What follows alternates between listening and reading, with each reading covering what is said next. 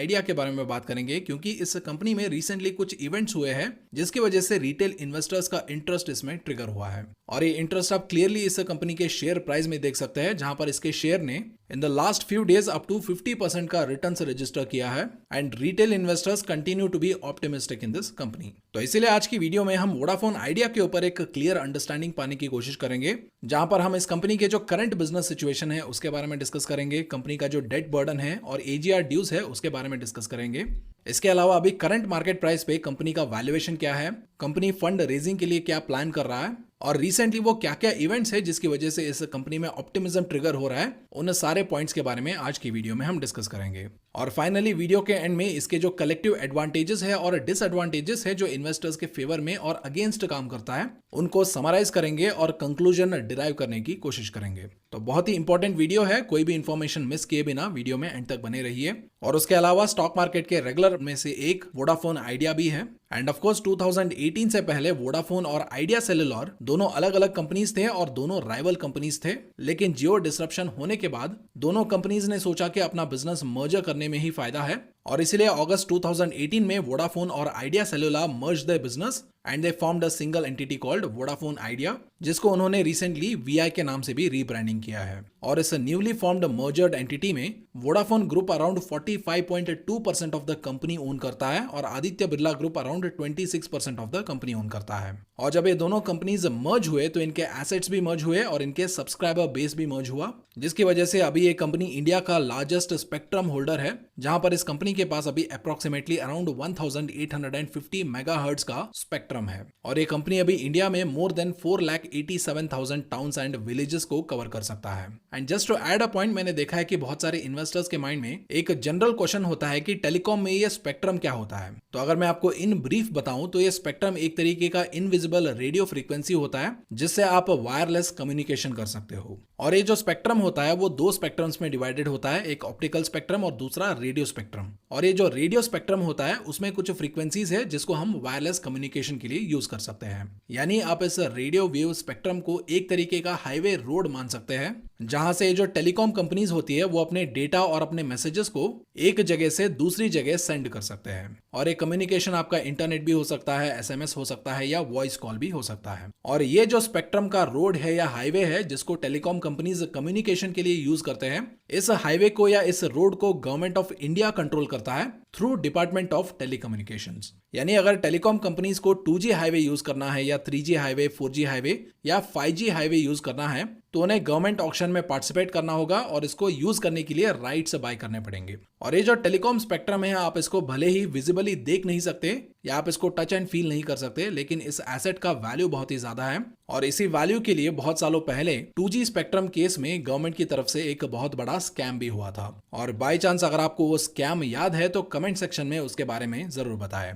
तो जैसा कि हम बात कर रहे थे, जब दोनों कंपनीज मर्ज हुए तो इनके सब्सक्राइबर बेस भी मर्ज हुआ, जहां पर मर्जर के बाद इस कंपनी के पास अराउंड 31.1 करोड़ सब्सक्राइबर्स थे 2019 में। लेकिन रिलायंस जियो और एयरटेल से टफ कंपटीशन मिलने की वजह से the company has continuously lost subscribers, जहां पर 2020 में इसके सब्सक्राइबर बेस 31.1 करोड़ से रिड्यूस होकर 27.2 करोड़ हो गया और 2021 में इसके subscriber base up to 26.9 crore तक रिड्यूस हो गया था। लेकिन इसके बावजूद भी एक मार्केट ऐसा है जहां पर ये कंपनी मार्केट लीडर है और वो मार्केट है आईओटी का, आईओटी यानी इंटरनेट ऑफ थिंग्स का, जहां पर ये इंडिया का जो कनेक्टिविटी आईओटी मार्केट है उसमें 52% of the market share hold करता है। क्योंकि जो भी आईओटी प्रोवाइडर्स होते हैं उनको टेलीकॉम ऑपरेटर्स की जरूरत पड़ती है कनेक्टिविटी सर्विसेज के लिए, जैसे कि फॉर एग्जांपल आजकल बहुत सारे इलेक्ट्रॉनिक डिवाइसेस में इनबिल्ट सिम कार्ड आता है जिससे आप दुनिया में कहीं पर भी बैठ के उन इलेक्ट्रिक डिवाइसेस को कंट्रोल कर सकते हो। फॉर एग्जांपल जैसे कि आजकल बहुत सारे घरों में आप अपने मोबाइल फोन से अपने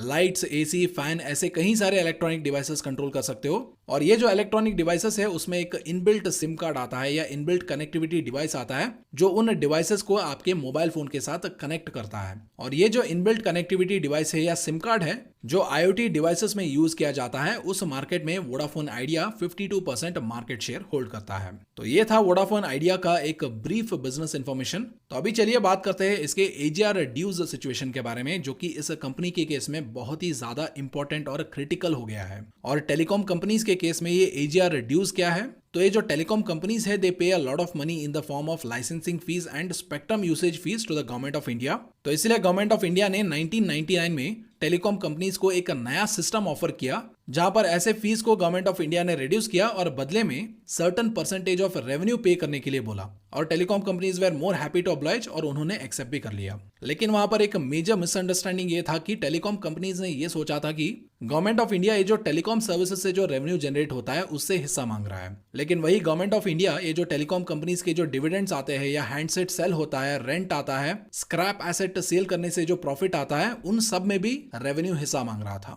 और इसी मामले को लेकर के टेलीकॉम कंपनीज और डिपार्टमेंट ऑफ टेलीकम्युनिकेशन के बीच में एक बहुत बड़ा केस भी चला सुप्रीम कोर्ट में, जिसको फाइनली एक लंबे टाइम के बाद डिपार्टमेंट ऑफ टेलीकम्युनिकेशन ने जीत लिया। और इतने सालों तक ये जो AGR ड्यूज पेंडिंग था, उस पे इंटरेस्ट भी लगा और कंपाउंड इंटरेस्ट भी लगा। और उसके साथ साथ वोडाफोन और आइडिया सेल्युलर के मर्जर के बाद इसके जो एसेट्स मर्ज हुए, उसी तरीके से इसका AGR ड्यूज भी मर्ज हो गया, जिसके बाद वोडाफोन आइडिया के हिस्से में अराउंड 58,250 करोड़ का AGR ड्यूज लग गया। और इस 58,250 करोड़ के AGR ड्यूज में ऑलरेडी वोडाफोन आइडिया ने अराउंड 7,850 करोड़ का पेमेंट कर दिया है, और बाकी का AGR ड्यूज अभी भी पेंडिंग है। और अभी अगर आप इस कंपनी के AGR ड्यूज को इसके डेट के साथ कलेक्टिवली देखेंगे, तो कंपनी के ऊपर अराउंड 2,07,342 करोड़ का डेट बर्डन है, क्योंकि जब दोनों कंपनीज मर्ज हुए तो इनके AGR ड्यूज भी मर्ज हुए और इनके डेट बर्डन भी मर्ज हो गए। क्योंकि अगर आप 3 साल पहले और 5 साल पहले की अगर आप डेटा देखें, Idea Cellular as a single entity का डेट बर्डन था 40,541 करोड़, और 3 साल पहले यह डेट था 57,985 करोड़। लेकिन मर्जर होने के बाद डेट भी मर्जर हुआ और AGR ड्यूज भी मर्जर हुए, जिसकी वजह से suddenly the total debt skyrocketed to 2,07,342 crore, which is actually a very high debt burden. क्योंकि अगर आप इंडियन स्टॉक मार्केट से अभी ये जो बैंकिंग स्टॉक्स है और फाइनेंस कॉर्पोरेशन स्टॉक्स है, उनको अगर आप एक्सक्लूड करेंगे, तो पूरे इंडियन स्टॉक मार्केट में मात्र 3 ही ऐसे कंपनीज है जिनका डेट बर्डन 2 लाख करोड़ से ज्यादा है। जहां पर पहला कंपनी है NTPC लिमिटेड, जिसका डेट बर्डन 2,08,541 करोड़ के आसपास है। दूसरा कंपनी है रिलायंस इंडस्ट्रीज लिमिटेड, जिसका डेट बर्डन 2,63,918 करोड़ के आसपास है। और तीसरा कंपनी है वोडाफोन आइडिया, जिसका डेट बर्डन अराउंड 2,07,342 करोड़ के आसपास है। तो इस कंपैरिजन को देख के आप एक अंदाजा लगा सकते हैं कि वोडाफोन आइडिया का जो डेट बर्डन है वो कितना ज्यादा सीरियस हो चुका है। और इस सीरियसनेस को वोडाफोन आइडिया के प्रमोटर्स और मैनेजमेंट दोनों समझते हैं, and for that reason Vodafone Idea is raising a lot of funds, and also it is planning to raise more funds in the future as well. जहां पर financial year 2020 में company ने rights issue किया था, जिसके जरिए उन्होंने around 25,000 crore का फंड रेज किया था, और यह राइट्स 12 रुपीज पर शेयर पे उन्होंने इशू किया था, जिसका face value 10 rupees per share था। और 2020 में उन्होंने एक और फंड रेजिंग एक्टिविटी किया था, जहां पर उन्होंने उनका इंडस टावर लिमिटेड में 11.15% का स्टेक था, उसको उन्होंने भारती इंफ्राटेल लिमिटेड को बेच दिया for the sum of 3,760 crore. और अभी 2021 में एक बहुत बड़ा रिलीफ यूनियन कैबिनेट से आया, जहां पर उन्होंने टेलीकॉम सेक्टर के लिए एक रिलीफ पैकेज अनाउंस किया, जिसके चलते टेलीकॉम कंपनीज को अपने AGR और स्पेक्ट्रम पेमेंट्स के ऊपर 4 साल का मोराटोरियम मिलेगा, बैंक गारंटीज रिड्यूस कर दिए जाएंगे, और ये जो स्टैट्यूटरी ड्यूज है उसको गवर्नमेंट इक्विटी में कन्वर्ट करने का ऑप्शन भी दिया जाएगा। और अभी यूनियन कैबिनेट के इस रिलीफ पैकेज की वजह से वोडाफोन आइडिया का जो इमीडिएट कैश फ्लो बर्डन था वो बहुत हद तक ईज हो चुका है, जिसकी वजह से अभी बहुत सारे इन्वेस्टर्स भी इस कंपनी में इंटरेस्ट दिखा रहे हैं। क्योंकि इस पैकेज के अनाउंस होने से पहले everybody thought Vodafone Idea is going to drown and it is going to shut down very soon. But this relief package announcement came as a last hope for the investors and also to the company to revive itself and to regain the balance in the telecom industry. और इसके अलावा सितंबर 2021 में Vodafone Idea के board ने up to 25,000 fund raising का approval भी दे दिया है, जो ये एक्सटर्नल इन्वेस्टर्स के जरिए फंड रेज करना चाहते हैं। और इन जेन्युइन ऑफिशियल फंड रेजिंग के अलावा मार्केट में कुछ रूमर्स भी चल रहे हैं, जैसे कि Aditya Birla group $400 million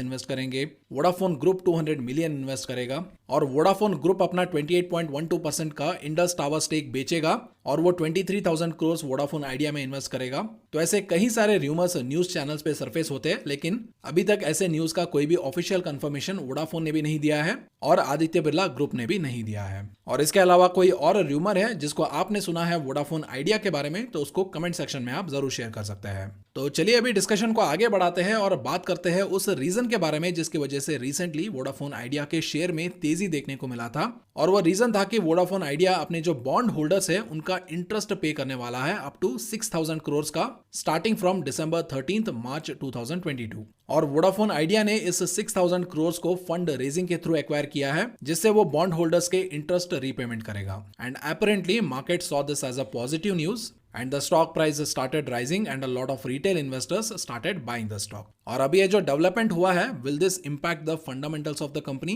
I think yes, it will impact the fundamentals of the company, but in a very minute way। क्योंकि अगर कंपनी ये 6,000 करोड़ पे नहीं करता तो ये ऑटोमेटिकली इसके डेट बर्डन में ऐड हो जाते, क्योंकि this is a commitment that company has to fulfil, जिससे ये 6,000 करोड़ ये जो एग्जिस्टिंग डेट है 2,07,342 करोड़ का उसमें ये ऐड हो जाता। End of course this is a positive development, लेकिन ये उतना भी ज्यादा पॉजिटिव नहीं है जिससे कंपनी का शेयर प्राइस 5%, 10%, 15%, 20% या 25% इंक्रीज हो जाए। एंड ऑफ कोर्स ऐसे जो कम प्राइस वाले शेयर्स होते हैं उसमें स्पेकुलेशन और न्यूज बेस्ड ट्रेडिंग होता ही है, जहां पर पॉजिटिव न्यूज आया तो सडनली शेयर प्राइस ऊपर चला जाता है, और वहीं जब पॉजिटिव न्यूज धीरे धीरे फेड हो जाता है तो वापस स्टॉक का प्राइस नीचे भी आ जाता है, और जब नेगेटिव न्यूज आता है तो स्टॉक का प्राइस क्रैश भी हो जाता है। But the bottom line is अभी ये जो 6,000 करोड़ का इंटरेस्ट पेमेंट होने वाला है that would improve the fundamentals, but to not that extent कि कंपनी का शेयर प्राइस 10%, 15%, 20% या 30% इंक्रीज हो जाए। तो अगर ऐसा हो रहा है तो then that is pure speculation. और ऐसे केस में बहुत सारे लोग ये बोल सकते हैं कि अभी ये जो नेगेटिव सेंटिमेंट वोडाफोन आइडिया में चल रहा है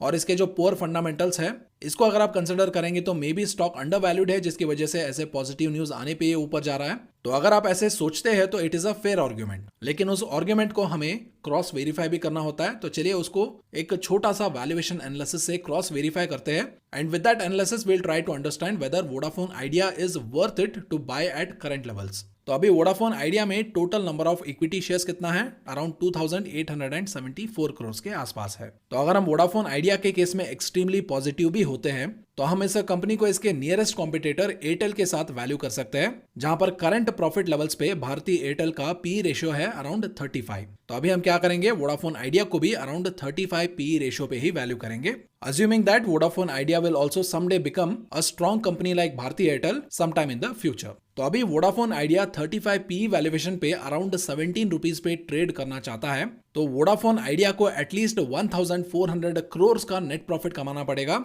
जिससे उसका अर्निंग्स पर शेयर आएगा 0.48 पैसा, जिससे कंपनी 35 पी वैल्यूएशन पे अराउंड 17 रुपीज के फेयर वैल्यू पे ट्रेड कर सकता है। यानी सिंपल वर्ड्स पे अगर आप आज के टाइम में इसको 17 रुपीज पर शेयर का प्राइस देने के लिए रेडी है तो आपको यह भरोसा होना चाहिए कि फ्यूचर में ये कंपनी एटलीस्ट 1,400 करोड़ का नेट प्रॉफिट कमाएगा। और अगर ये होना है तो इसके लिए सिर्फ दो ही पॉसिबिलिटीज है। पहला पॉसिबिलिटी है कंपनी को अपना प्रॉफिट एंड अर्निंग्स इंक्रीज करना पड़ेगा, लेकिन करंटली कंपनी का जो अर्निंग्स है वो ईयर ऑन ईयर बेसिस पे रिड्यूस हो रहा है, जहां पर अगर आप 2020 से ट्रेलिंग 12 मंथ्स का डेटा देखेंगे तो 2020 में कंपनी का रेवेन्यू था 44,958 करोड़, 2021 में वो रिड्यूस होके 41,952 करोड़ हो गया, और अभी ट्रेलिंग 12 मंथ्स में वो फिर से रिड्यूस होके 39,060 करोड़ हो गया है। But on the other side company का जो लॉसेस है वो लगातार रिड्यूस हो रहा है, which is kind of a positive sign for the investors, जहां पर 2020 में कंपनी अराउंड 73,878 करोड़ का लॉसेस करता था, और वही 2021 में ये लॉसेस रिड्यूस होके 44,233 करोड़ हो गए, और अभी ट्रेलिंग 12 मंथ्स में ये लॉसेस और भी ज्यादा रिड्यूस होके 26,006 करोड़ के आसपास है। लेकिन अभी भी कंपनी का जो मेजॉरिटी अर्निंग है वो इंटरेस्ट पेमेंट की तरफ जा रहा है, जिसकी वजह से कंपनी को जल्द से जल्द अपना जो डेट है उसको रिड्यूस करना है ताकि इंटरेस्ट बर्डन भी रिड्यूस हो, जिससे ऑटोमेटिकली कंपनी का नेट प्रॉफिट बूस्ट हो सकता है। And also we have seen what the company is trying to do in terms of fund raising to reduce its debt burden, लेकिन कंपनी का debt burden इतना ज्यादा है कि the management has to do something miraculous to come out of this debt burden and bring back the company into profits. तो चलिए अभी finally company के एडवांटेजेस और डिसएडवांटेजेस को समराइज करते हैं and will try to bring a conclusion out of the summarization. तो सबसे पहले बात करते हैं इसके एडवांटेजेस के बारे में। तो एडवांटेजेस में पहला पॉइंट है कंपनी के पास स्ट्रॉन्ग एसेट्स है जो कंपनी के फंड रेजिंग को बैक कर सकता है, और दूसरा पॉइंट है प्रमोटर होल्डिंग, जहां पर कंपनी के जो प्रमोटर्स है they hold around 72.05% of the company, जिसको बेच के वो फंड रेज कर सकते हैं और उसको कंपनी का डेट रिड्यूस करने के लिए यूज कर सकते हैं। एंड ऑफ कोर्स अभी recently telecom relief package announce होने के बाद वोडाफोन आइडिया का जो फंड रेजिंग कैपेसिटी है वो एक्सपोनेंशियली इंक्रीज भी हो गया है, क्योंकि इस टेलीकॉम रिलीफ पैकेज की वजह से अभी वोडाफोन आइडिया को ब्रीदिंग स्पेस मिल गया है, जहां पर कंपनी अपना जो कैश फ्लो है उसको बिजनेस डेवलपमेंट में यूटिलाइज कर सकता है, जो ऑटोमेटिकली इन्वेस्टर्स को अट्रैक्ट करेगा। क्योंकि अगर ये कंपनी इस ब्रीदिंग स्पेस को यूटिलाइज करके सफिशिएंट कैश फ्लो जनरेट कर पाएगा, then that can keep Vodafone Idea floating for some time until it recovers. And finally एक और पॉजिटिव बात यह है कि अभी टेलीकॉम सेक्टर में कलेक्टिवली सारी कंपनीज टैरिफ्स इंक्रीज कर रहे हैं, जिससे ऑटोमेटिकली वोडाफोन आइडिया भी अपने प्राइसेस इंक्रीज कर पाएगा, जिससे कंपनी का जो आरपू है यानी एवरेज रेवेन्यू पर यूजर है वो इंक्रीज होगा और इसके मार्जिन्स इंक्रीज होंगे, जिससे कंपनी का जो कैश फ्लो है वो इंप्रूव होना चाहिए, विच is actually much needed for the company. तो ये है इस कंपनी में एडवांटेजेस। तो वही अगर आप डिसएडवांटेजेस की बात करें तो कंपनी का जो इंटरेस्ट है डेट के ऊपर वो स्काई रॉकेट हो रहा है, जो इस कंपनी के डेट को और ज्यादा इंक्रीज कर सकता है। And on the other hand company का जो रेवेन्यू है वो कंटिन्यूअसली रिड्यूस हो रहा है, which is not a great condition for the company. और उसके साथ साथ ये जो इंफ्रास्ट्रक्चर कॉस्ट होते हैं वो भी लगातार इंक्रीज हो रहे हैं, और अभी अगर 5G आएगा तो उसके लिए भी कंपनी को बिडिंग करना पड़ेगा, उसके लिए भी स्पेक्ट्रम फीस पे करना पड़ेगा और बहुत सारे एसोसिएटेड एक्सपेंसेस बेयर करने पड़ेंगे, विच आर क्वाइट एक्सपेंसिव। और अभी कंपनी का जो करंट डेट सिचुएशन है या कर्जे का सिचुएशन है उसको देख के या उसको कंसिडर करके कौन ये सारा एक्सपेंसेस फंड करेगा, वो एक बहुत बड़ा सवाल है। और इसके अलावा अभी टेलीकॉम सेक्टर में मात्र 3 प्लेयर्स ही है, लेकिन वोडाफोन आइडिया के जो 2 कॉम्पिटिटर्स है एयरटेल और रिलायंस जियो, ये दोनों ही बहुत स्ट्रॉन्ग कॉम्पिटिटर हैं and they are desperately waiting for an opportunity to capture the market of Vodafone Idea. और इसलिए वोडाफोन आइडिया के लिए ये जो स्ट्रॉन्ग कॉम्पिटिशन है वो भी एक बहुत बड़ा चैलेंज है। तो ये है इस कंपनी के तमाम डिसएडवांटेजेस। तो अभी अगर आप इसके एडवांटेजेस और डिसएडवांटेजेस को समराइज करेंगे तो I think Vodafone Idea still has a very long journey to go, क्योंकि अभी आने वाले 5 to 8 क्वार्टर्स वोडाफोन आइडिया के लिए बहुत ही ज्यादा क्रिटिकल होने वाले हैं, और इन क्वार्टर्स में ये अपना बिजनेस कैसे डेवलप करेगा और अपना कैश फ्लो कैसे इंप्रूव करेगा, और क्या वो कैश फ्लो इसके जो करंट कमिटमेंट्स है इसको मीट कर पाएगा या नहीं कर पाएगा, वो एक बहुत बड़ा सवाल होगा। And for that reason I feel wait and watch would be a much better option than jumping right away into the stock. तो ये था मेरा ओपिनियन और एनालिसिस वोडाफोन आइडिया के ऊपर, लेकिन वोडाफोन आइडिया के ऊपर आपका ओपिनियन क्या है उसको आप कमेंट सेक्शन में जरूर लिखें। और उसके साथ साथ अगर आप वोडाफोन आइडिया के बारे में कुछ और इन्फॉर्मेशन भी शेयर करना चाहते हैं तो उसको भी आप कमेंट सेक्शन में लिख सकते हैं।